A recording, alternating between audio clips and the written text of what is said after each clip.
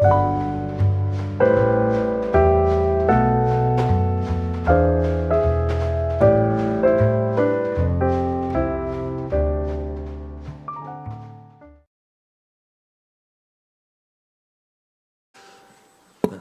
오늘 우리에게 주시는 말씀은 사무엘상 23장 1절부터 14절까지 말씀입니다.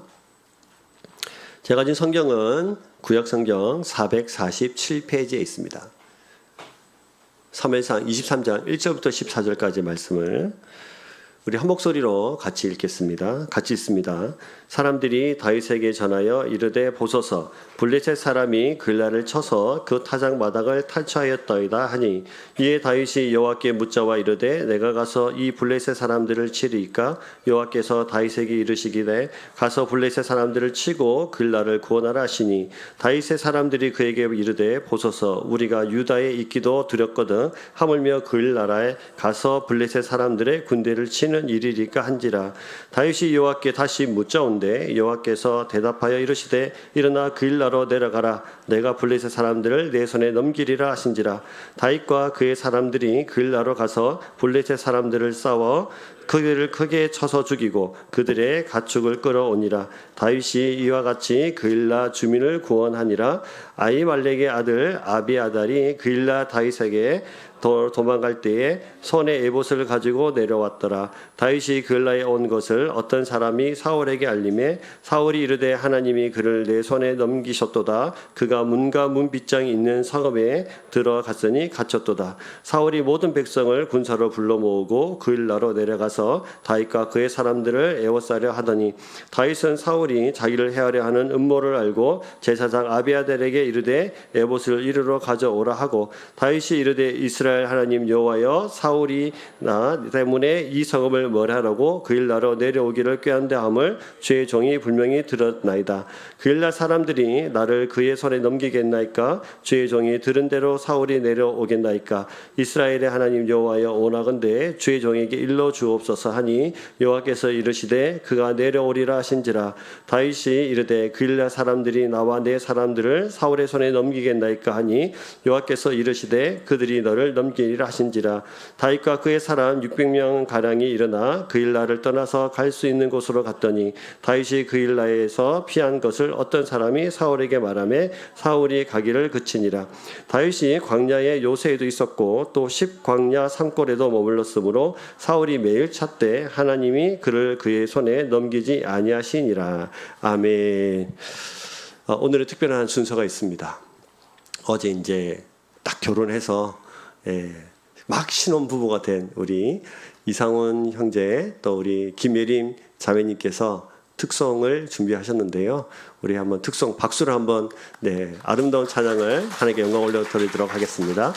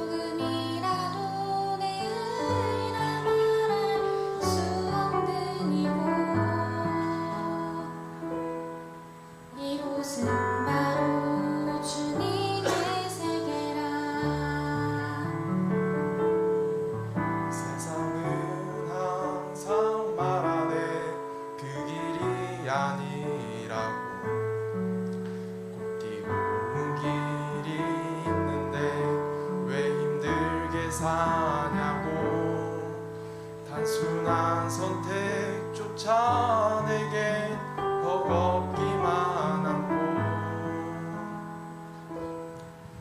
그래도 나는 주님만 따르리 참 아름다워라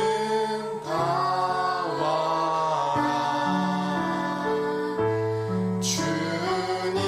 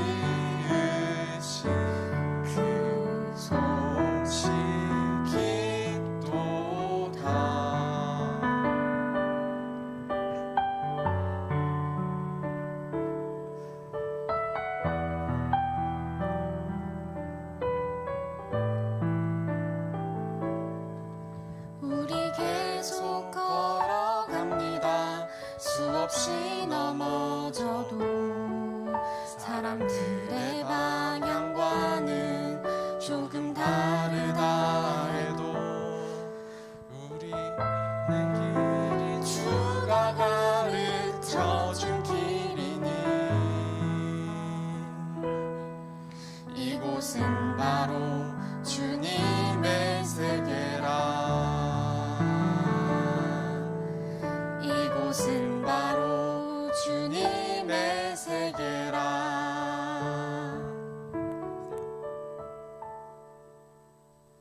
30년 넘게 의사 생활을 하면서 찬양의 고백대로 세상과 조금 다른 길 떳떳하게 주님께서 가르쳐 주신 길이라면 늘 걸어가는 그런 귀한 가정이 되기를 주님의 이름으로 축복합니다. 옆에 분들 인사 마십시다. 샬롬. 네, 샬롬. 네, 손가락 하나 펴고. 이 하나 아시죠? 이 뜻이 우리 어떤 경우에라도 하나님으로 삽니다. 그래서 평안합니다. 그래서 샬롬을 할 때 꼭 손가락 하나를 펴는 겁니다. 그래서 저는 하나님과 함께 삽니다. 이런 말이거든요. 옆에 분들에게 다시 한번 손가락을 펴서 저는 누구로 삽니까? 하나님 삽니다. 그래서 뭐 하죠? 평안합니다. 자, 다시 한번 샬롬. 네, 비 온 뒤 땅이 굳어진다는 말이 있습니다. 땅을 더욱 단단하게 한 것이 비의 역할이라면 다윗에게는 광야가 있었죠. 광야에서 철저히 깨닫는 것은 단 한 가지, 하나님밖에 의지할 분이 없다. 오직 하나님 한 분만이다. 자신을 믿음에서 또 믿음의 대상이 오직 하나님께로 옮겨지는 시간, 이 다윗에게 허락된 광야라는 시간이었습니다. 우리 지난주에 함께 나눈 말씀 가운데서 우리를 낮추시는 이유, 우리를 광야 땅에 때로는 던져놓으신 이유를 신명기 8장 말씀을 인용해서 잠깐 살펴본 적이 있어요. 첫 번째는 우리 마음이 하나님의 명령을 지키는지 알려 하십니다. 그리고 두 번째는 사람이 떡뿐 아니라 말씀으로 사는 줄 알게 하려 하십니다. 세 번째는 마침내 복을 주려 하십니다. 이 세 가지 이유 때문에 하나님께서 때로는 하나님의 백성들을 광야 땅으로 던져놓는다. 같이 나눈 적이 있습니다. 기억나시죠? 감사합니다. 예. 그랬을까요? 광야에서 다윗은 떡이 아니라 하나님의 말씀으로 사는 인생으로 거듭나기 시작했습니다. 그래서 오늘 말씀에 23장에 보시면 이 다윗이라는 사람이 이제 22장과 다르게 어떤 모습으로 변해가고 있는지를 성경 우리 굉장히 조목조목 집중하게 하는데요. 우리는 그 뒷모습을 따라서 그러면 하나님 오늘 우리에게 이 다윗의 모습을 통해서 무엇을 가르쳐 주고 싶어 하시는지를 집중하면서 살펴보기를 좀 소망해요. 1절 말씀을 보시면 이렇게 되어 있습니다. 사람들이 다윗에게 전하여 이르되 보소서 블레셋 사람이 그일라를 쳐서 그 타작마당을 탈취하더이다 하니 라고 되어 있어요. 사람들이 다윗에게 전했습니다. 블레셋이 어디를 쳐들어왔다고요? 그일라라는 곳을 쳐들어왔답니다. 이 얘기를 지금 23장의 첫 번째 구절부터 하고 있습니다. 그일라는 어떤 곳일까? 사진 한 장을 보여드릴 텐데요. 이것이 바로 그일라입니다. 그일라면 우리 잘 이제 어딘지 잘 모르시겠죠. 그래서 사진을 딱 보시면 그일라 보이십니까? 제일 가운데 딱 있죠. 그일라. 그리고 여러분들이 보시는 사진의 왼쪽 편 초록색 부분이 블레셋 땅입니다. 그래서 블레셋이 보기에는 이 그일라가 제일 가까운 곳이죠. 이쪽 땅은 유대 땅입니다. 그래서 저곳을 아주 탈취하기 쉬운 거예요. 이 블레셋 사람들이 잘 기다리다가 곡식 다 모아가지고 마치 이제 우리 추석쯤 되면 곡식 막 모으잖아요. 그때 쳐들어와가지고 다 곡식을 다 탈취한 겁니다. 자, 그 그일라는 굉장히 중요한 역할을 하는 곳입니다. 그래서 그일라를 잘 지키면 유대 땅을 잘 지킬 수 있는 바로 그런 곳이에요. 그래서 그일라는 이 성은 또 이제 잘 튼튼하게 갖추어진 그런 성이기도 합니다. 자, 우리 이제 근데 여기서 이상한 점 하나를 발견하죠. 이제 다시 저를 비춰주시고요. 한 나라의 한 부분, 어떤 지역이 다른 나라로부터 공격을 받았습니다. 그리고 식량도 뺏겼습니다. 그러면 당연히 이 보고가 누구에게로 가야 하죠? 그때 왕은 누굽니까? 사울이잖아요. 그럼 이 보고는 당연히 왕궁으로 가고 왕궁으로 가서 왕에게 보고가 되고 왕은 군사를 정비해서 적군을 물리쳐야 하고 국민과 재산을 보호해야 합니다. 그런데 1절은 놀랍게도 사울에게로 이 보고가 간 것이 아니고 누구에게로 이 보고가 갔죠? 다윗에게로 이 보고가 갔다고 지금 1절은 기록하고 있어요. 하나님이 실수가 없으신 분이시니까. 그럼 왜 1절에 이렇게 기록을 해놨을까가 궁금해지지 않습니까? 지금 우리에게 말하고 있는 것은 사울이 이미 백성들에게 그들의 보호자로서 실망을 사실 잃어버린 왕이라는 사실을 우리가 가르쳐줘요. 또 사울은 명목상 왕이었을 뿐 더 이상 왕으로서의 역할을 하지 못했던 것이다. 반면 다윗은 비록 사울을 피해서 쫓겨다닐 신세였지만 오히려 백성들이 실제적으로 의지한 왕과 같은 존재였다는 사실을 우리에게 가르쳐 줍니다. 근데 이것보다 더 중요한 게 하나 더 있어요. 이것은 바로 보이는 나라와 보이지 않는 나라의 대립각을 우리에게 보여줍니다. 무슨 말이냐 하면 예언적 의미에서 보이는 나라와 보이지 않는 나라, 보이지 않지만 이미 있는 다윗의 왕국. 다윗의 왕국은 지금 이미 없습니다. 다윗이 왕이 아니잖아요. 맞죠? 맞습니까? 다윗은 지금 왕이 아닙니다. 근데 사람들이 누구한테 와서 도움을 구해요? 다윗한테 와서 도움을 구합니다. 실제적인 지금 왕국을 형성하고 있는 것은 사울이에요. 사울이 왕이에요. 눈에 보이는 왕. 근데 눈에 보이지 않는 나라와 눈에 보이는 나라의 대립을 보여주면서 다윗이 실제 왕으로서 백성을 보호하고 그 모습을 통해서 아직 드러나지 않은 나라이지만 장차 이스라엘에 실현될 다윗의 다윗이 왕국으로 삼는 다윗의 왕국인 그 나라를 보여주면서 다윗을 통해서 아직 보이지 않지만 반드시 있게 될 누구의 나라? 예수 그리스도의 나라를 우리에게 그림처럼 보여주는 거예요. 우리가 지금 이 그림을 하나님은 1절 말씀 한 구절을 통해서 우리에게 가르쳐 주시는 것입니다. 사랑하는 여러분, 우리는 보이는 나라의 왕을 섬기는 것이 아니라 보이지 않는 그러나 실제로 있게 될 하나님 나라의 하나님을 섬기는 주님의 백성이라는 사실을 믿을 수 있기를 주의 이름 축복합니다. 자, 1절은 이렇게 시작이 돼요.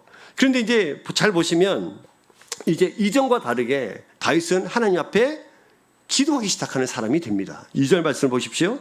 이에 다윗이 여호와께 묻자와 이르되 내가 가서 이 블레셋 사람들을 치리이까 여호와께서 다윗에게 이르시되 가서 블레셋 사람들을 치고 그 나라를 구원하라 하시니. 침략의 소식을 듣고 다윗은 당황하지 않고요, 여호와께 뭐 하고 있어요? 묻고 있잖아요. 기도하고 있잖아요. 블레셋 사람들 치러 올라갈까요? 가야 합니까? 어떻게 해야 합니까? 다윗은 이 보고를 내가 해야 될 일로 여기고 있는 거예요. 다윗이 지금까지 모습을 보면 다윗은 어떤 사람입니까? 노베에서 아히멜렉 제사장에게 만나서 거짓말로 위기모면하고 제사장만 먹을 수 있는 그 진설병 달라고 하고 앞으로 내가 이 길을 좀 잘 보호해야 되고 좀 잘 살아가야 하니까 칼도 좀 달라고 하고 또 가드로와 가니까 막 그 왕이 얘 블레셋 우리 적인데 막 그러니까 미친 척 하면서 막 수염에 침 질질 흘려가면서 벽에 미친 척 하면서 글 써가면서 이렇게 위기를 모면했던 사람이잖아요. 이렇게 자기중심적이고 자기 힘을 믿고 자기 능력을 믿었던 다윗이 위기 상황에서 살 길을 찾아 헤매던 다윗이 하나님의 뜻을 묻기 시작한 겁니다. 하나님 어떻게 할까요? 이전 같았으면 자기 혼자 일을 해결하고 말았을 텐데 지금부터는 놀랍게도 기도하고 하나님께 묻기 시작한 것입니다. 왜 물을까요? 왜 물었을까요? 몰라서? 아니요. 순종하기 위해서요. 다시요. 다윗이 왜 하나님께 물었죠? 순종하기 위해서요.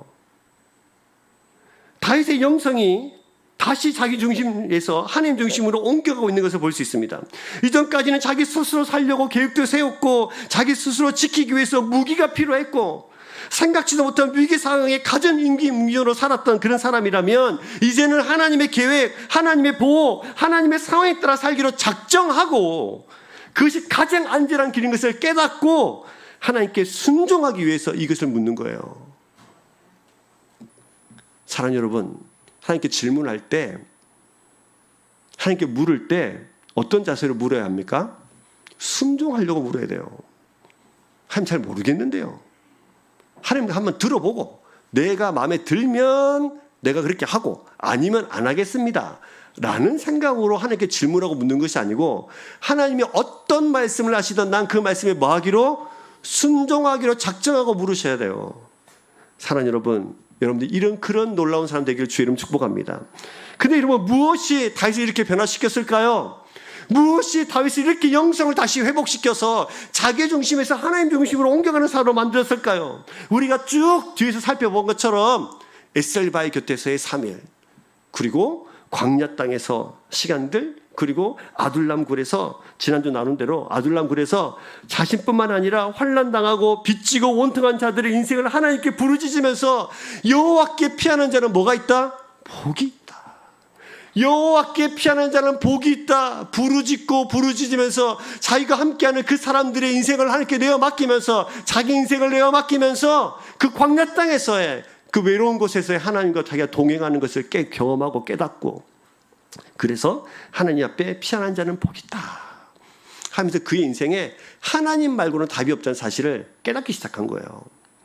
옆에 분들에게 저 따라서 고백할까요? 우리 인생에 하나님밖에 답이 없습니다. 네, 믿으십니까? 이 말은 내 속에 내 계획, 내 생각, 내 뜻, 내 능력이 나의 힘이라고 생각하는 모든 부분을 내려놓으라는 뜻입니다. 이것을 내려놓을 때 하나님께서 보이기 시작하는 거예요. 근데 여러분, 자, 재밌는 것이 있어요. 그럼 하나님께서 이 기도에 뭐라고 응답하셨나요? 하나님, 그일라로 가야 됩니까? 그러니까 뭐라고 대답하셨어요? 그죠? 뭐라고 대답하셨죠? 2절.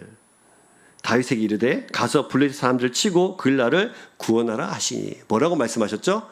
가라고. 가라. 그일라로 가라. 가서 그들을 구원해내라 라는 응답을 받습니다.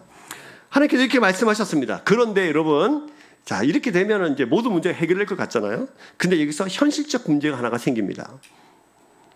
어떤 문제일까요? 함께한 자들이 다윗의 출정을 반대하기 시작한 겁니다. 3절 말씀 보십시다. 다윗의 사람들이 그에게 이르되 보소서 우리가 유다에 있기도 두렵거든 하물며 그일라에 가서 블레셋 사람들의 군대를 치는 일이리까 한지라. 이 말이 무슨 말이에요? 못 가겠다는 거예요. 지금 우리가 지금 유대 땅에 숨어 있는 것도 우리가 두려운데 언제 사울한테 걸릴지 모르는데, 아니 그일라에 가서 싸워서 특별히 또 블레셋과 싸운 일이 말이 됩니까? 이 얘기를 하고 있는 겁니다. 이 말이 맞는 것이 지금 이들은 도망자 신세잖아요. 지금 유다에 숨어 있는데 가서 싸우게 되는 것이 상식 이하의 이야기잖아요. 전쟁에 참여하게 되면 사울에게 자신의 위치를 당연히 노출하게 될 것인데, 게다가 블레셋의 민족과 싸움을 벌이게 되면 이제 블레셋에 망명하려고 막 뭐 작전도 짜고 미친 짓도 하고 그랬는데 이제 그들에게 찍히게 되잖아요. 여러 가지 문제가 발생합니다. 네코가 석자인데 어딜 가서 누구를 구한다는 말이죠. 여기서 우리 인생에 놀라운 비밀 하나를 발견해요. 우리도 때로는 하나님 뜻이 너무도 명확할 때가 있어요. 근데 뭐에 걸리죠? 현실적인 문제가 걸려요. 어떻게 해야 되나요? 하나님 뜻을 알겠고 하나님 말씀도 하셨는데 어떻게 해야 되나요? 우린 여기서 중요한 신학의 원리 하나를 발견합니다. 우리가 만약 다윗이라면 이 상황을 어떻게 했을까요? 아마도 어떻게 했을 것 같습니까? 여러분들이 다윗이라면 열심히 싸웠겠죠. 그죠? 뭐 하나님이 말씀하셨는데, 하나님이 말씀을 들었는데 방해하지 마라. 이 길은 분명히 하나님의 길이다. 하나님 말씀하셨습니다. 핏대를 세우고 혈기를 부리면서 씩씩거리며 싸웠겠죠. 내가 분명 하나님 말씀을 들었다고 벌쩍벌쩍 뛰면서 무조건 하나님 뜻이라고 이야기했을 거예요. 그러나 여러분, 다윗의 행동을 어떠합니까? 4절 말씀을 보시면, 자, 같이 읽을까요? 4절은 시작. 다윗이 여호와께 다시 묻자온대 여호와께서 대답하여 이르시되 일어나 그일라로 내려가라. 내가 블레셋 사람들을 내 손에 넘기리라 하신지라. 다윗이 뭐 했죠? 다시 기도했어요. 다시 기도했어요. 아무 말 하지 않고 하나님께 묻습니다. 하나님 가라고 했는데 쟤들이 못 가게 하는데요? 이렇게 말한 적이 없어요. 그냥 오케이 하고 다시 묻자온데라고 돼 있어요. 다시 묻자온데를 번역했지만 히브리 원어로 직역하면 그리고 다윗은 여전히 다시 물었다 가 됩니다. 이전에도 물었고 지금도 묻고 있다는 말이에요. 여전히 물었다는 뜻이에요. 2번이고 3번이고 계속 물었다는 뜻이에요.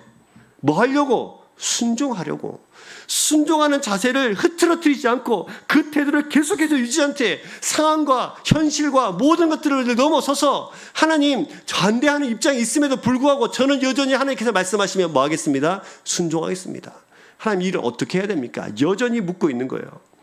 2절에도 묻습니다. 4절에도 묻습니다. 오늘 읽었던 본문에 10절에도 물어요. 오늘 본문을 잘 보시면 계속해서 다윗이 하나님 앞에 여호와 하나님께 묻고 또 묻는 그의 모습을 볼 수 있습니다. 반대하는 사람들에 대한 원망도 없어요. 그냥 처해 있는 상을 그대로 가지고 있어요. 순종의 자세와 태도를 일관되게 하나님께 묻고 있는 것입니다. 사랑 여러분, 우리가 하나님 뜻이 너무 분명할 때에 혹시 현실적인 문제가 걸린다 할지라도 그때 또 뭐 하셔야 돼요? 기도하셔야 돼요. 그때 혈기로 하나님 뜻이 맞는데? 라고 싸우지 마시고 그때 다시 하나님께 물으십시오. 다시 하나님 앞에 여전히 똑같은 자세로, 어떤 자세로? 순종하겠다는 자세로, 여전히 말씀하시면 내가 듣겠습니다라는 자세로 다시 하나님께 묻고 또 묻는 겸손한 주님의 백성 되기를 주의 이름 축복합니다. 그런데 이렇게 묻는 거예요. 근데 하나님의 이번에도 말씀하셨어요. 우리 같았으면 어땠을까요? 야, 저번에 말해줬잖아.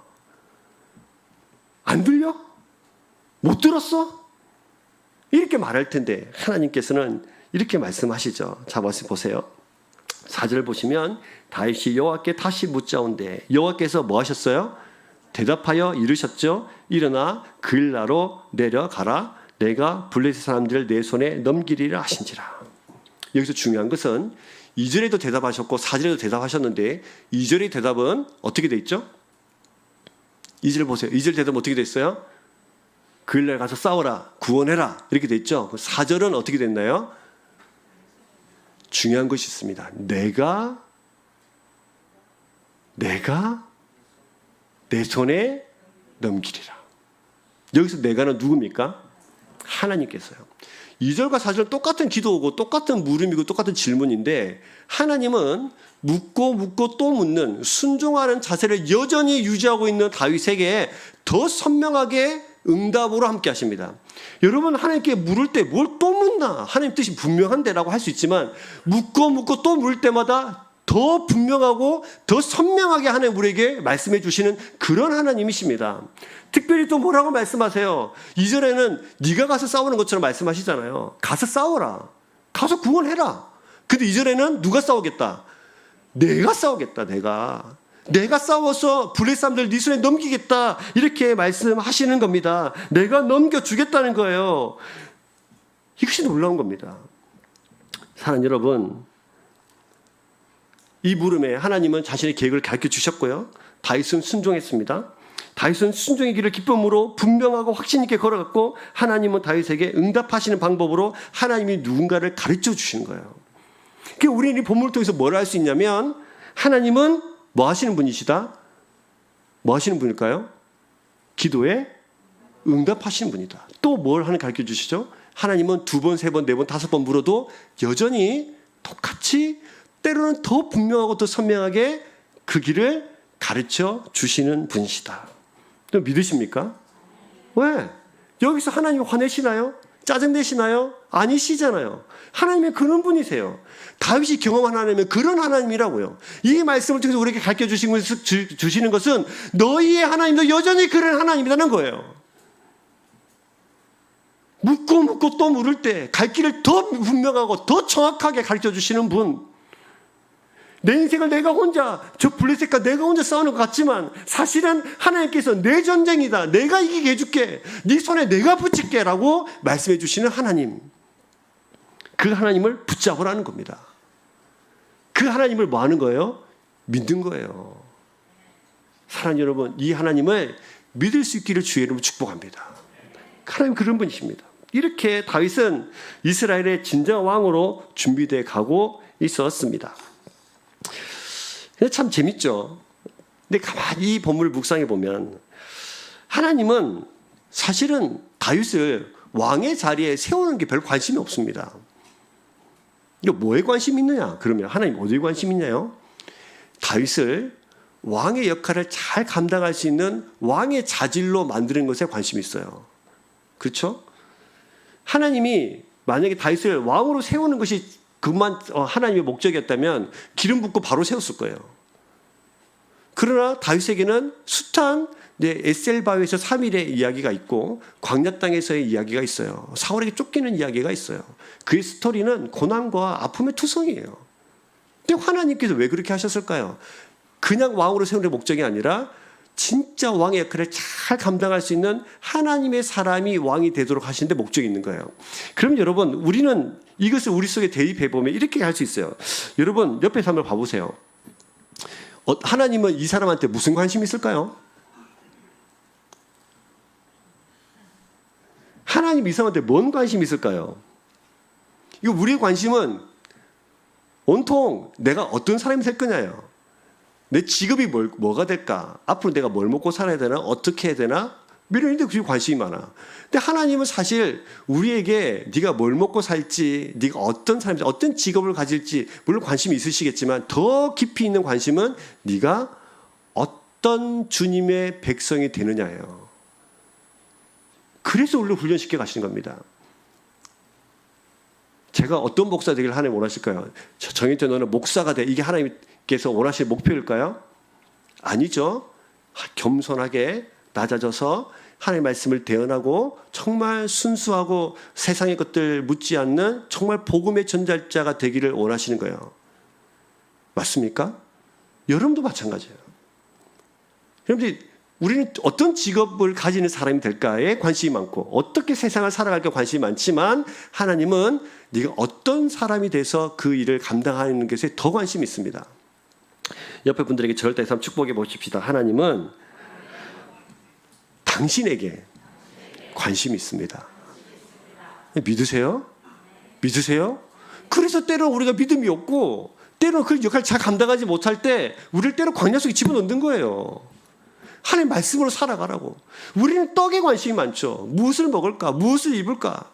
무엇을 마실까? 관심이 많은데 하나님은 그 다 내가 줄 거니까 너는 그저 나하고 동행하는 사람이 돼. 여기에 관심이 있으시는 거예요.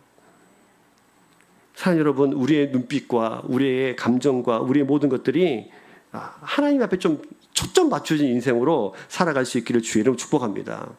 그럴 때 여러분 하나님 깊이 있는 관계 속에 들어가면서 하나님께 묻고 또 묻는 거죠. 정확하더라도 또 묻고 더 선명한 주님의 음성에 귀를 기울이면서 그 길을 인도해 가시는 하나님과 함께 살아갈 수 있기를 주의 이름으로 축복합니다. 자, 여러분 오늘 말씀에 우리 한 가지 더 살펴봐야 될 것이 있어요. 아까도 제가 잠시 봤던 것처럼 이 보이는 나라와 보이지 않는 나라를 좀 설명을 드렸는데 조금 더 우리가 깊이 있게 이 부분을 설명할 필요가 있을 것 같습니다. 5절 말씀을 보시면 이렇게 돼 있어요. 다윗과 그의 사람들이 그일라로 가서 블레셋 사람들을 싸워 그들을 크게 쳐서 죽이고 그들의 가축을 끌어오니라. 다윗이 이기와 같이 그일라 주민을 뭐 했습니까? 구원했죠. 하나님이 오늘 말씀 23장 2절에도 보시면 블레셋 사람을 치고 그일라 사람들을 구원하라고 명령하시고 부탁하셨어요. 2절에도 구원이라는 단어가 나오고 5절에도 구원이라는 단어가 나옵니다. 굳이 다윗이 그일라 사람들을 도와줬다는 것이 구원이라는 단어를 사용하고 있을 필요가 있을까요? 왜 굳이 구원이라는 단어를 사용했을까요? 여기서 우리는 다윗을 통해서 하나님께서 보여주고 싶어 하시는 구원에 대한 그 그림의 완성을 볼 수 있어야 돼요. 자, 여러분, 이스라엘 백성들이 완전한 왕궁이 되려면 세 가지가 있어야 돼요. 왕, 그 다음에 선지자, 그 다음 제사장이 있어야 됩니다. 예수님께서는 이 세 가지 직분을 다 가지셨죠. 그래서 이 땅에 오셔서 왕과 선지자와 제사장 직분을 감당하셨습니다. 그러면 이 보이지 않는 다윗의 왕국, 실제로 아직 왕도 되지도 않았는데 사람들이 와서 도와달라 하고 하나님 그에게 그 일날을 구원하라고 명령도 하시고 실제로 구원하잖아요. 그러면 이 왕국이 도대체 지금 보이지 않는데 있는 나라인가? 여기에 대해 우리가 관심을 가질 필요가 있는 거죠. 그 왕, 선지자, 제사장, 이 지금 세 개가 지금 다윗의 왕국에 있는가? 살펴볼 필요가 있겠죠. 지금 왕은 앞으로 왕이 될 누구? 다윗. 그러면 제사장은 있나요? 제사장이 있습니까? 6절 말씀 보세요. 아히멜렉의 아들 아비아달이 그일라 다윗에게로 도망갈 때 손에 뭐를 들고 에봇을 가지고 내려왔더라. 자, 누가 그렇게 했다고요? 아비멜렉이에요. 근데 앞에 6절 앞에 보시면 뭐라고 되어 있냐면 아히멜렉의 아들로 되어 있어요. 아히멜렉 어디서 듣던 이름 아니에요? 어디서 들었죠? 기억나시죠? 어디서 들었어요? 다윗이 노브이라는 곳에 도망갈 때 그때 떡 주세요, 칼 주세요 했던 그 제사장이 누구예요?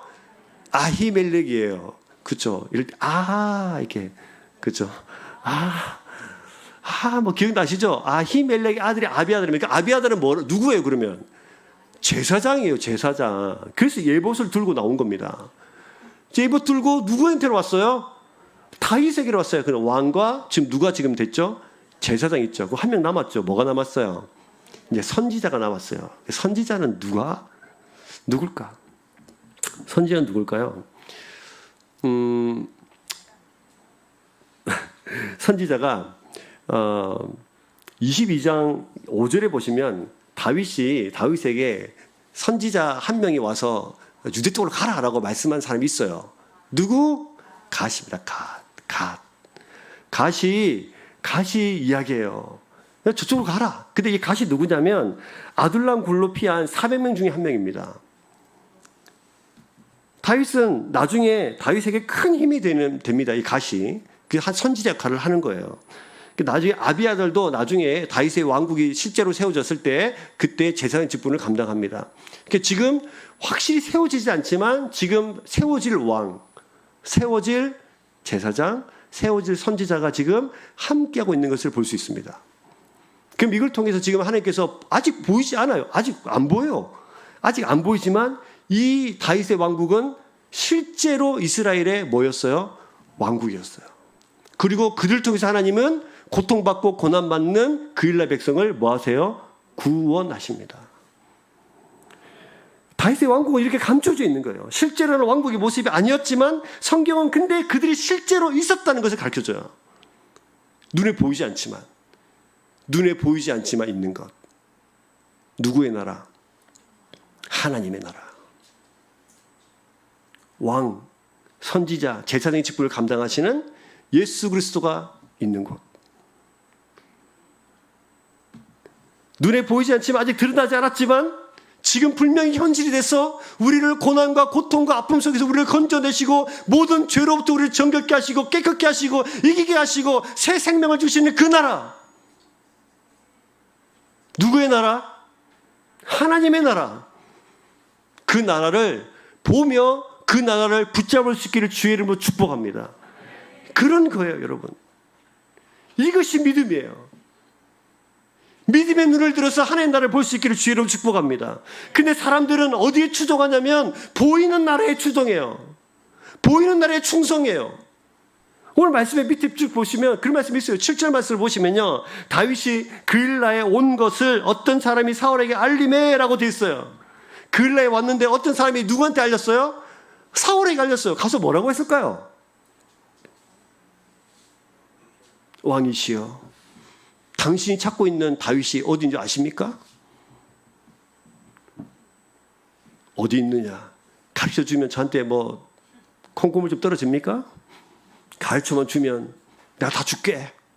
그일라에 있습니다. 그럼 이 어떤 사람은 누굴까요? 어느 나라, 어디 지역 사람일까요? 그일라 사람이에요. 자기를 도와주고 구원했는데 지금 어디 가서 지금 충성을 맹세하고 있어요? 사울하겠어요. 사실 이것은 이상한 것도 아니에요. 왜냐하면 우리가 이렇게 사니까. 이 모습 다 우리 모습이거든요. 지금 현재 나에게 이익이 되느냐?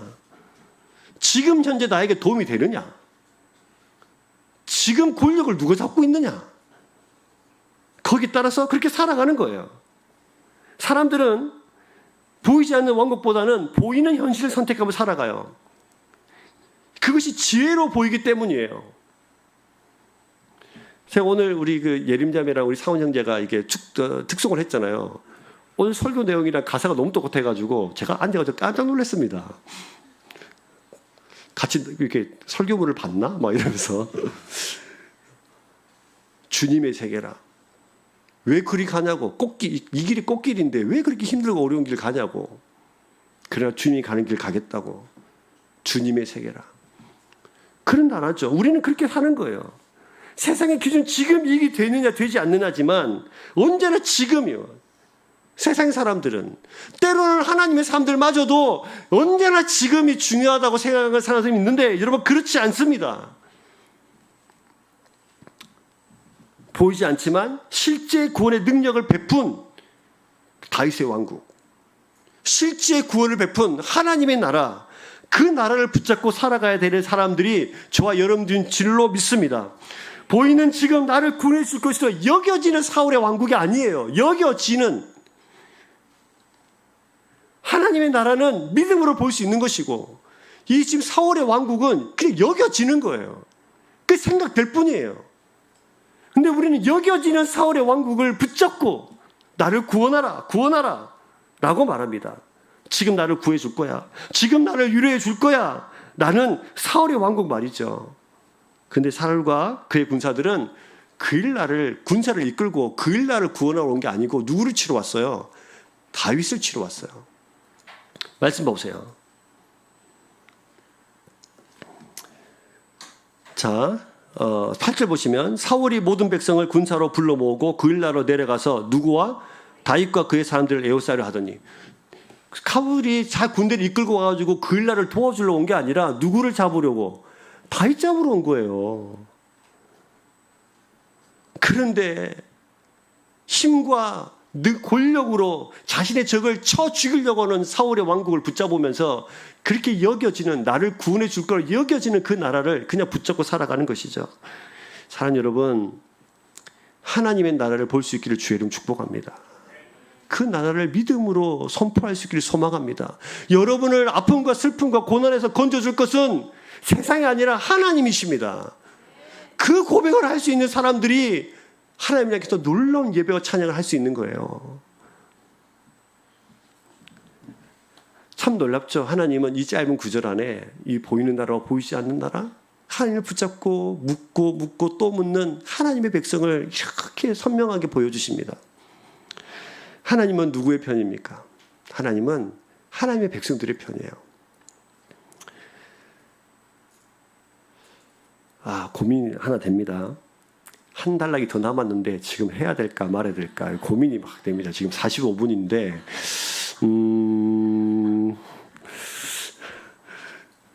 분명히 하면 그저 12시가 될 텐데 또 목사님 너무 긴 거 아니에요? 이러실 텐데 고민이 막 됩니다. 합시다. 자, 여러분, 여기서 우리가 놓치지 말아야 할 또 중요한 한 가지가 더 있습니다. 그게 뭐냐면, 자 보세요.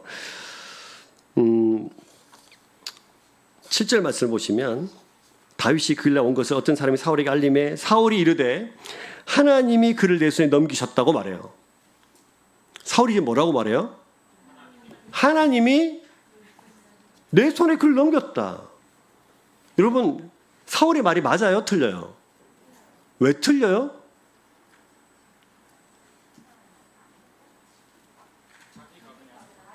자기 생각이잖아요. 근데 사울은 하나님이 다윗을 나에게 넘겼나? 이렇게 생각했을까요? 하나님이 분명히 나에게 넘겼다 이렇게 생각했을까요? 분명히 넘겼다 생각했어요.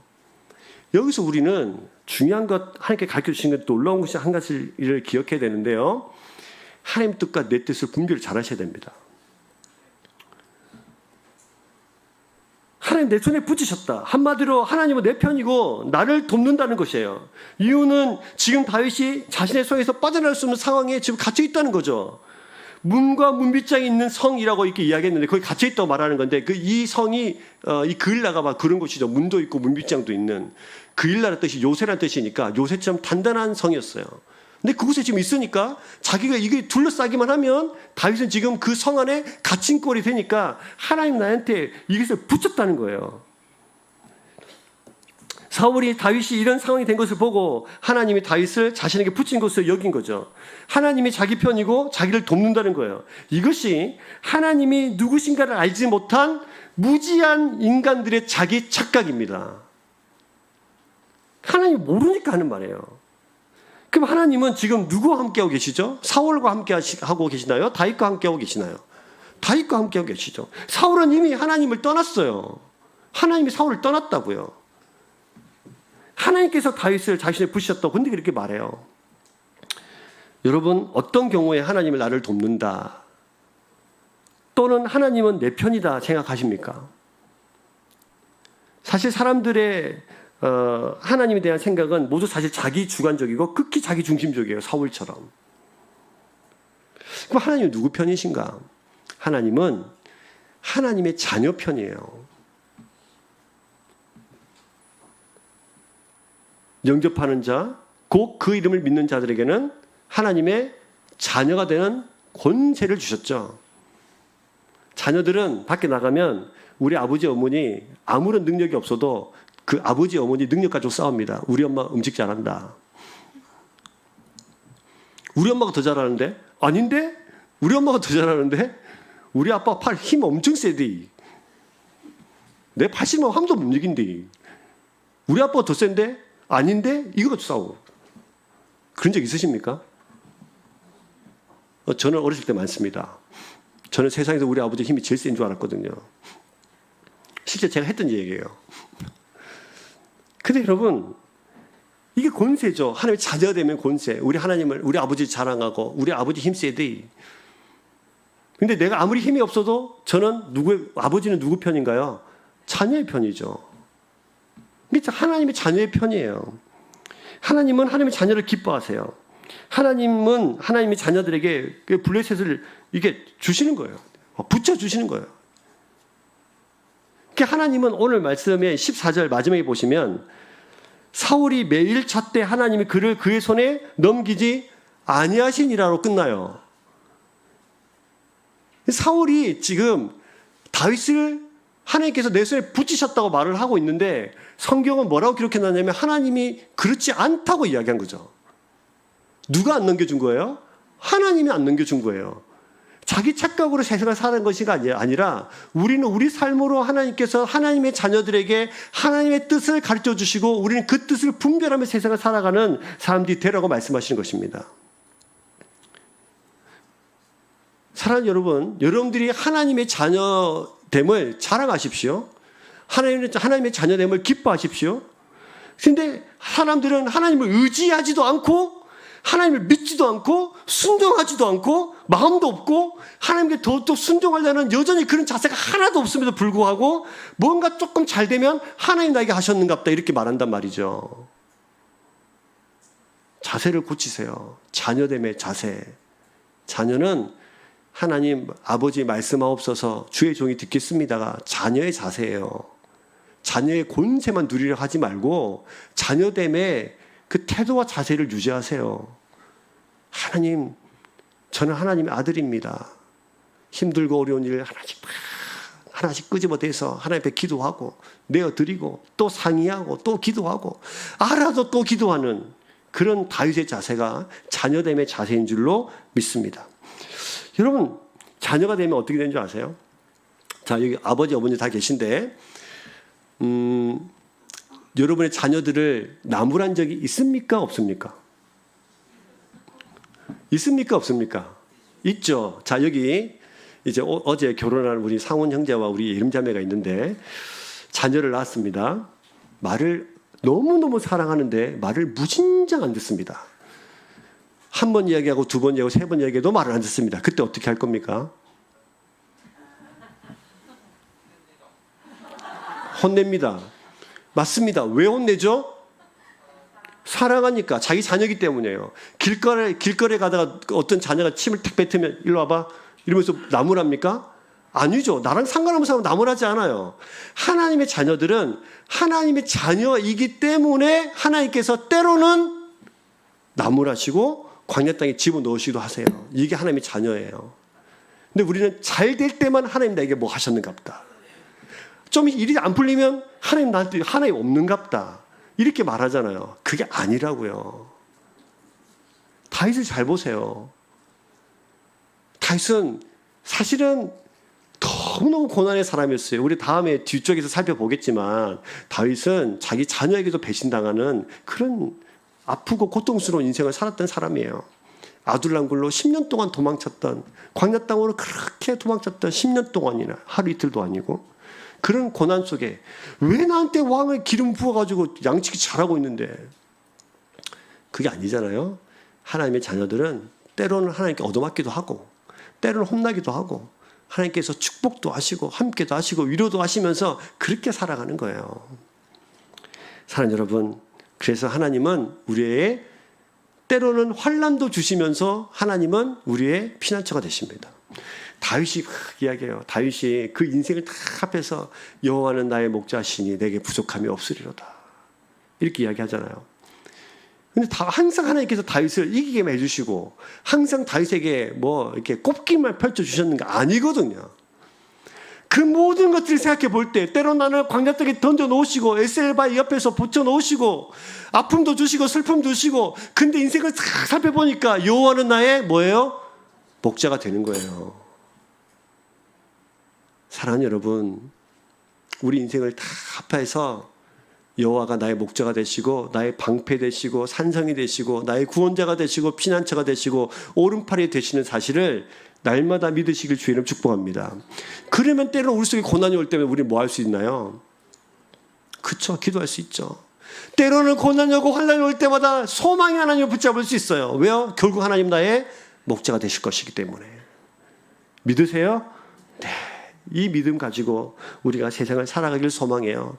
눈에 보이는 세상에 소망을 두지 말고 하나님 앞에 소망을 두면서 저와 여러분들이 그렇게 주님과 함께 살아가고 눈에 보이지 않는 하나님 나라를 붙들고 살아가는 저와 여러분 인생 되길 주의 이름으로 축복합니다.